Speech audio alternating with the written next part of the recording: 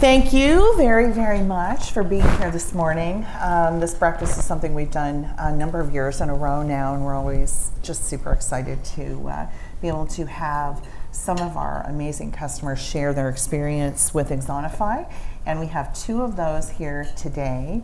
And I'm going to let them introduce themselves in the interest of time and talk about their roles and their the stores. Give a description of footprint if you can, and what your kind of key objectives were when you embarked on your journey with Axonify. So Eric, over to you. Yeah, thank you, Carol, and thank you for having me. Wonderful opportunity to get down to NRF and just immerse myself with other retailers. So very cool. So Eric Loewen, Director of People Development here. So Northwest Company, so Canada's oldest retailer. We like to describe ourselves as 1668. We have our roots back to the fur trade and Hudson's Bay. So our enterprise supports operations in Alaska, Northern Canada, and Caribbean South Pacific, and the British Virgin Islands. So very diverse. Our niche is really that remote, hard to reach community. Many of the communities we serve in are served by winter roads, sea lift, air, so our supply chain is extremely complex, and as is our challenges with supporting our frontlines. So about 7,500 employees across those banners, and happy to be here, so thank you.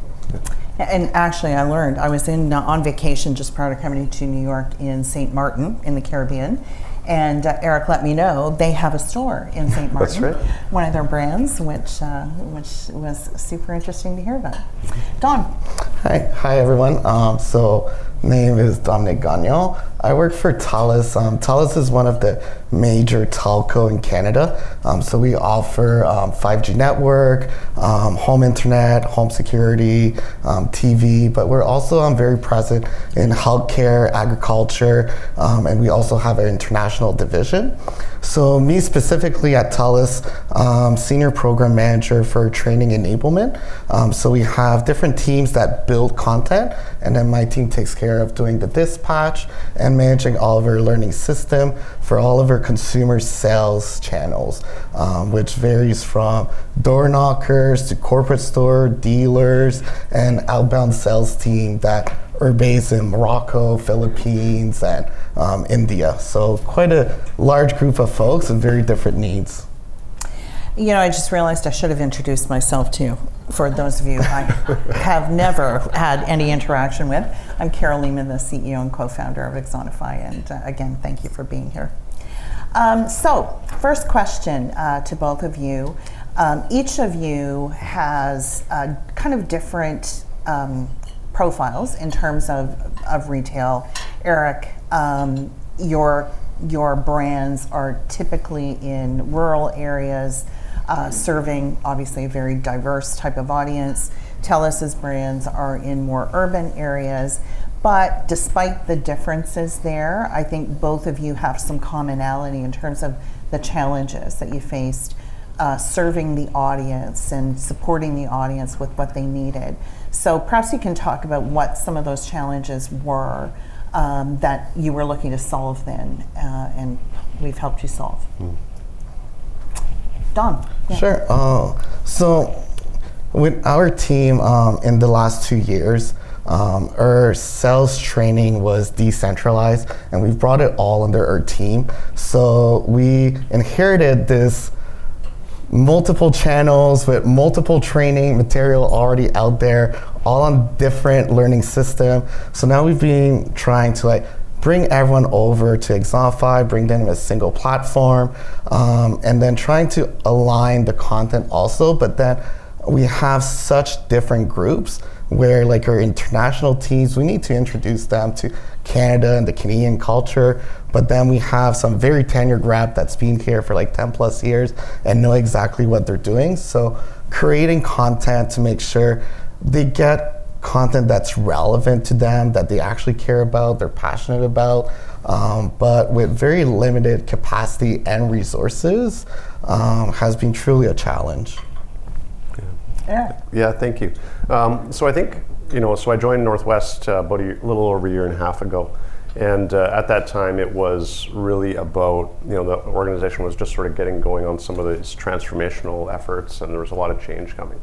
And so as we, do and we assess and evaluate kind of what's currently out there in the landscape, when we think about our front line, there really was a lack of, I'll use the term everything, right? There was, a lot of, knowledge shared within each store, but processes were inconsistent. There was really no training. There wasn't a system that existed already. So, but then ultimately, just that connection with the front line was really an opportunity that we saw, that we wanted to reach them. Because again, when we think about the communities that we serve, many of these communities, up until even recently, don't even have internet service, right? So how do we connect with teams through multiple layers, the game of telephone, if they pick up kind of thing. So that was really some of our challenges, was how do we support all the great, changes and improvements we want to make across the business and across multiple banners. And at our core, we're a retailer. We're a retail grocery. We provide the same offerings for the most part to the communities as it relates to, again, food and essential service, and so Axonify for us was an opportunity because of the what you had to offer to support the front line. So yeah. Amazing. One of the things we internally talk about at Axonify a lot is the fact that we're able to generate and help you generate such high degrees of participation with the platform, day in, day out, shift in, shift out. And I know each of you has experienced more than 80% participation in the platform since launch. And perhaps you can give us a sense of what you think the impact of that has been, just the frequency of and the level of participation, the impact of that to your managers, to the people that are doing the learning, and any kind of business benefits of that level of participation. Mm-hmm. Yeah, I think from our perspective, again, when we began to implement Axonify and we started in our Alaska operation, it was all about building that new muscle across our business, that behavior. Really, it was about 5 minutes a day, every day. That was the message that we had across our enterprise, and so that was a really important, where we wanted to best foot forward, but start small as it relates to the content and the experience, but to establish that behavior. And that is something that when we think about the tasks that our frontline are doing day in, day out, they're used to doing a lot of the same activities each day. So we had some good lessons shared as far as habit stacking and when they're going to be doing those activities, and right after clock in, and those kinds of things that are really impactful to that behavior. But that's generated some really great participation, because there's something in it for them. Our front lines are now feeling like there's something there for them specifically, and they're showing that, or they're demonstrating that in the participation numbers that we're seeing. And now sky's the limit, because now once we've got this behavior established, we can start to lean into more experiences, more content, more communications, more functions and features. So really excited about the journey ahead. Yeah. Awesome. Dom? And for us, we're in fact at 96% participation with our corporately owned stores, which is quite outstanding. But beyond that, we also do quarterly surveys with our teams. So they're at 90% satisfaction with the platform and what we do with it, which is quite fantastic. So for us, it's bring some level of consistency, like from coast to coast, and knowing that they have the right information when they need it. But beyond that, it's been giving us the data of knowing what they're doing with that information we're giving them, and the data of like what training are they doing, like before we would dispatch, without really knowing, like, are they looking at it, yes or no? So then we're able to make very data-driven decisions, and figuring out where are the gaps. So then we can address it, identify, is there a gap at a national level or regional level or store-specific level, address it, and then drive consistency and performance from coast to coast, which then ends up being very consistent customer experience, knowing that a customer, whenever they walk in any of our location, that rep and agent will have that same information and be ready to have that conversation confidently. That's great, and it's all circling around this idea of the business benefit of people knowing what they need to do and say and how to interact with customers. And I'm just curious to know, prior to the use of Axonify, was there any struggle with really identifying and capturing and measuring any kind of business benefit from what was going on before to now? I mean, you obviously just alluded to that, Dom, with data capture. Just interested in your thoughts about business benefit before and after. Yeah, well, Axonify has given us like a lot more data points that we can look at and really measure like the knowledge level beyond did they do it, yes or no, and like often doing those like daily question, getting a real pulse of like their confidence and their knowledge versus them all doing a quiz and sharing the answers between them, which should not happen, but it's part of the reality. Or even like often we would push out comms, but then there would be a single portal open in the store, and then we know that location looked at it, but then there's like one team member that looked at it 50 times, where now with each their personal access on their personal device, we can see each individual rep if they've captured it or not. Mm-hmm.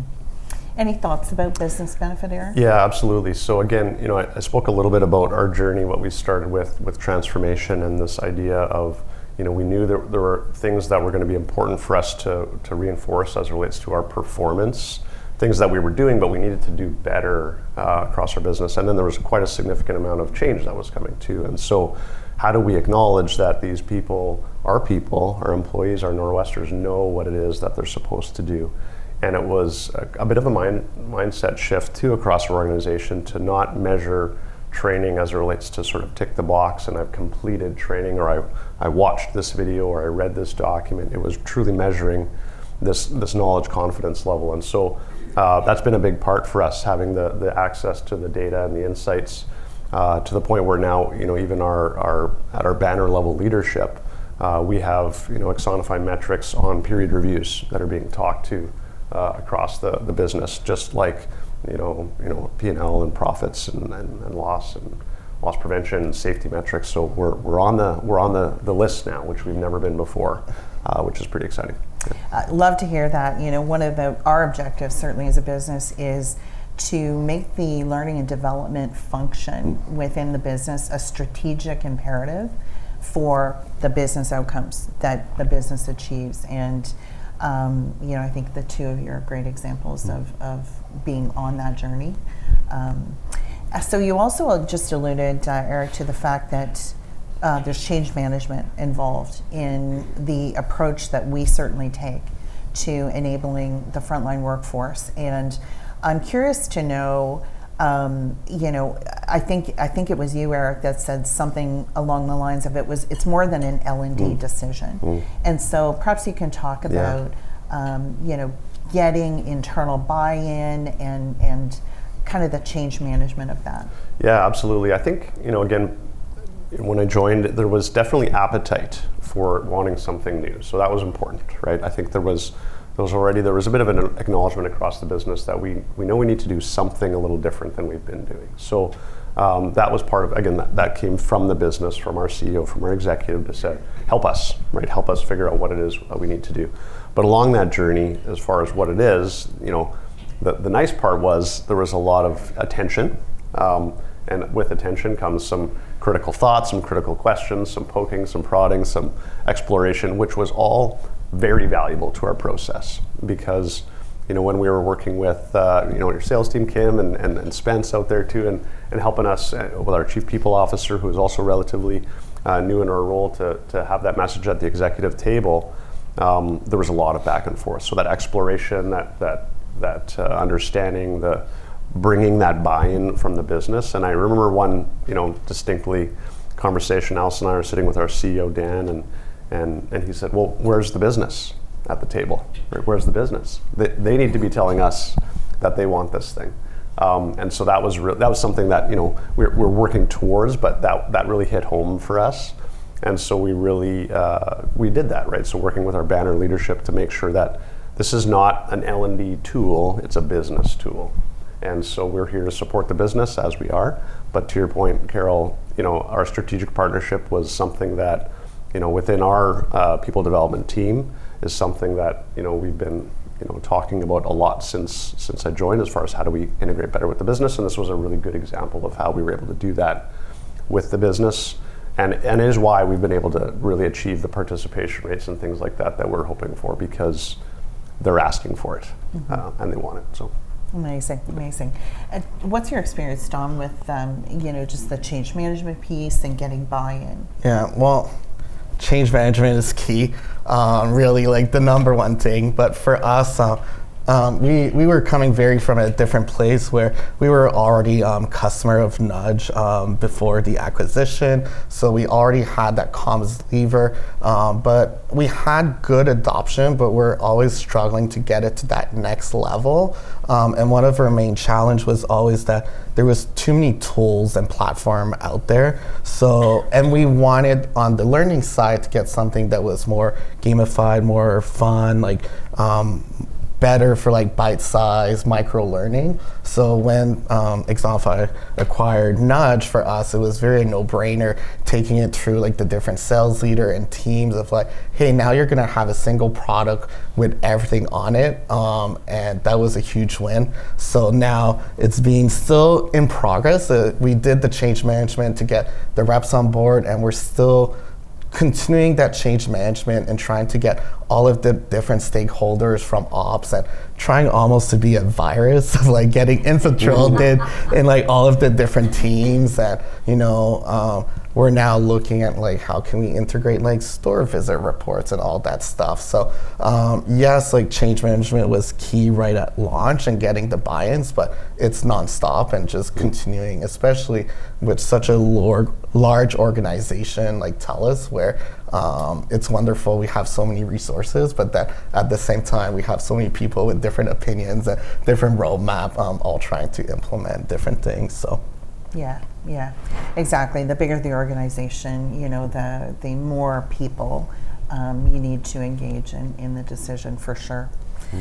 Changing gears for a moment, I'm curious also to know about your experience with content creation sort of in the old world and content creation and dissemination now, like just from a, you've so many people with different skill sets on your teams, different levels of experience, and also at the front line, people with different needs. And so how are you thinking about content kind of before and now? How much time do we have for that question? Like, that's quite the loaded question. Well, for us, like when we got all of the different sales channel, right? Like we're going through that journey of trying to find consistency and consolidate the training for all of them. So I'll focus more on like for all of like our net new initiatives. We've been taking like that sprint approach of trying to pull everyone together, trying to meet those like frontline needs and from all the different channels, but also trying to make marketing and product happy, which is a hard balance to get at times. But then also building content for those like newly hired, but also those tenured reps. So we tried to really do that like training assessment at first, see how much of a change is it?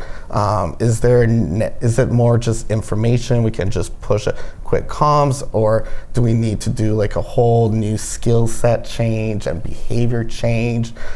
So at the same time, we've also started building content in-house. So that's all been quite the journey. But with Axonify, it's made it very easy where just the building content, testing it, uploading it, it's very quick.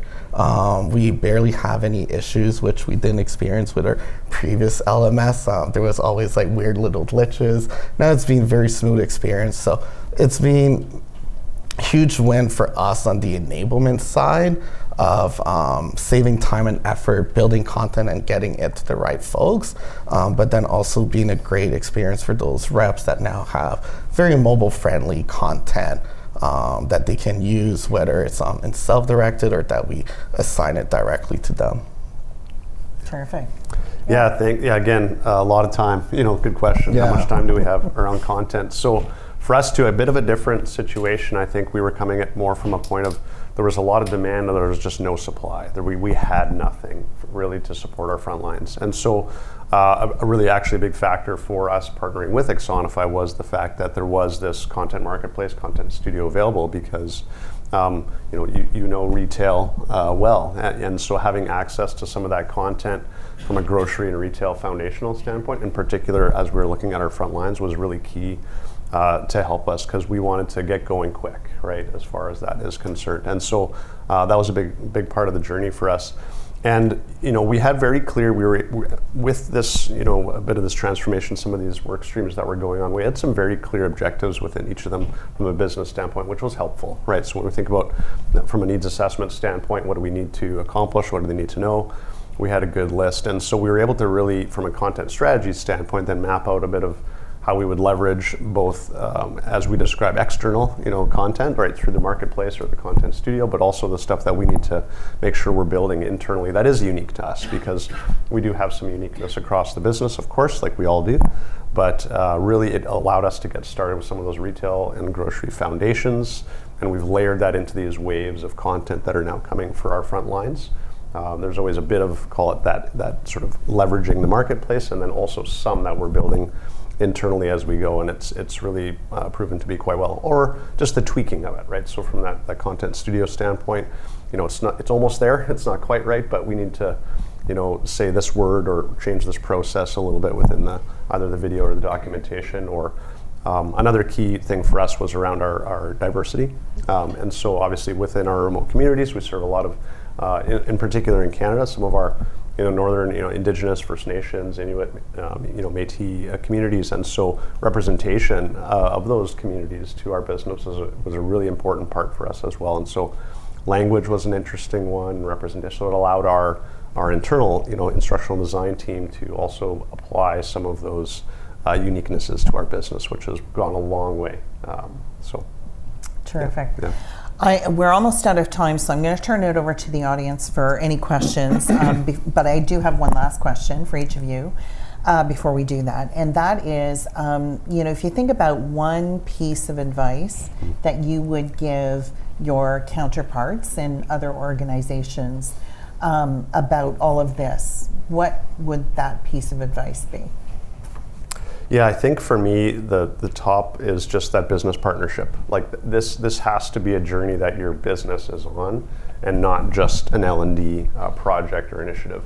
And so, L&D often finds the opportunities by asking a lot of the great questions, but then it's about how do you then partner with your business to explore that, identify that, work with them, so that really it's really about planting the idea right in someone else's brain, if you will, to help them drive and run with it, that I think is going to be the most successful piece of advice I could offer. Amazing. I would going back to change management, that's really key. But then also making sure you're very flexible. And we were very candid when we launched, and we told our front lines, hey, this is net new, we're learning, you're trying to figure it out at the same time. So give us your feedback and we'll make adjustment and really include them as part of that journey. We also, I would say, just try to look at scalability and don't try to do too much right at once. And then beyond just the product itself, Axonify is really being your partner. And we often forget in the meeting, who's from Axonify, who's from TELUS, and just we're all in it together and just figuring out together and coming up with ideas. Amazing. So does anybody in the audience have any questions for Eric or Dominic? Hi, Anna, and this is my coworker Casey. We work for PVH, so it's the parent company of Tommy Hilfiger and Calvin Klein for North America retail. One of you mentioned gamification, and that's something that has always been missing for us, especially with our stores, especially between the brands. Love some friendly competition. So just wondering how either of you have used that, and if you see the competition or even a leaderboard, we have nothing like that, how you've seen that drive engagement or any fun tips or programs you run. Sure. So We started with the leaderboards and stuff, and then got really drove some folks, especially those top performers, and then we ended up layering a rewards component into it. But we had limited budget for the rewards component, so we were able to instead directly within Axonify give them the opportunity to buy raffle tickets. So as they're doing training and reading through comms, they were getting the points that then they could use to buy those tickets, and then would do the draw every month. So that's been a huge win, and we saw a significant lift right away. And then obviously the top performers are all trying to compete one another and trying to get at the top of the leaderboard. Yeah, to add on to that too, from our perspective, a little bit different, but the gamification was really important for us. Our business is highly competitive, in particular within our retail operations, and there's often other dashboards or other metrics where they're competing against each other from store to store, district to district, etc. And so layering on that aspect of it from an L&D standpoint was really important. Getting calls from the VPs saying, why is my team not on the board, and how do I get them there, and fielding all that stuff, which is what we loved. So, and reward and recognition for us is actually something that is on our roadmap, but we haven't actually turned on yet. But just within that, regardless of not having a specific budget or a program that supports that, just this intrinsic connection and competitiveness has been really important. Across the business for sure. So yeah. Just a quick story, and then I'll get to your question. Many years ago, when Walmart, who was one of our earliest customers, decided to use the games very quickly across about 100,000 people, color fill, that game became like the number one game at Walmart, and it engendered rabid participation on the platform. And somewhere in the first year of their use, our dev team accidentally turned off color fill for Walmart. That's never happened since. And the head of learning and development said to me that he almost needed a security detail to take him to his car that night because people were so upset that they might have lost their scores and their position on the leaderboard. Anyway, of course that didn't happen, but anyway, that's how crazy people get. Yeah. Question. I have a question for anyone on the panel, actually. Have you used Axonify for both HQ and the field in any of these examples, and have you seen differences in compliance and behavior between field and retail versus HQ? Yeah, I can jump in. So we launched intentionally with our frontline, our stores first. So we now have all but one of our 4 banners from a retail standpoint that are on the platform and experiencing it. We're actually on Monday launching with our corporate, basically merchandising teams. So across our 3 banners, again in Alaska, Canada, and down in our sort of Florida Boca Raton office. So TBD on that level, but I'm also very curious. We're taking a similar approach though, just to kind of help. We've talked with that business a lot about, do we look at this differently? There's a lot of different approaches we could take, and so. But this idea of that 5 minutes a day is still something that we want to make sure is part of that DNA of that new L&D experience across Northwest. So there will still be for our merchants, and our buyers out there, that will exist as a part of their day-to-day commitment. So TBD, I'll keep you posted. Yeah. For us, due to our scope of work, we're strictly supporting frontline sales team. Though we do have some field support team members that do use it, that won't necessarily be in field, and they do find it very easy to use, and they're very happy to have a one place that they can find all their information to then support their dealerships or support their store managers and reps. I would just say across our customer base, we have quite a few customers where we are the all-in LMS, and it is often dependent on the size of the retailer, and so it tends to be very large organizations like a TELUS they would have different solutions. And then some of our, smaller accounts, kind of mid-market accounts, you just don't have budget for multiple solutions. And so we see actually great participation in both types of population. So thank you both so much for sharing your stories. Just incredible. And we love hearing that and being able to share it with others. And so thank you very much. And thank you all for coming. Really appreciate it. Thank you. Thank you.